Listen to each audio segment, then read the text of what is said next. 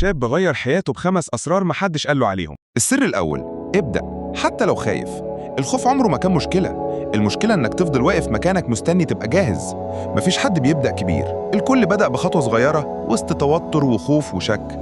خد أول خطوة وبعدها الدنيا هتتفتح واحدة واحدة. السر التاني: افشل واتعلم بسرعة. الناجحين مش ناس ما وقعوش، دول اللي وقعوا أكتر منك بس كل مرة كانوا بيقوموا أذكى. فشلك مش نهاية، هو بداية النضج، بس اتعلم منه بسرعة وقوم أسرع. السر التالت: اشتغل في السر وسيب نتائجك تزعق. بلاش كل ما تعمل حاجة تصور وتنزل وتقول أنا بدأت. اسكت، اشتغل، خزن تعبك، ولما تنجح الناس هي اللي هتتكلم عنك.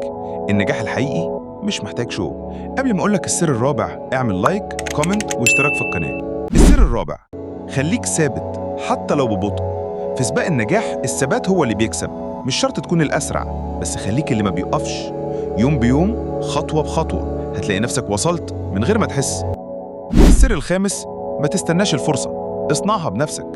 اللي استنى الفرصة لسه مستني، واللي قرر يصنعها هو دلوقتي قدوة. ما تستناش حد يفتح لك باب، روح خبط أو اكسره أو ابني واحد جديد. النهاية: النجاح مش سر، النجاح قرار، وانت دلوقتي معاك المفاتيح. السؤال الحقيقي: هتبدأ امتى؟ ما تنساش تتابع بوابة إكس.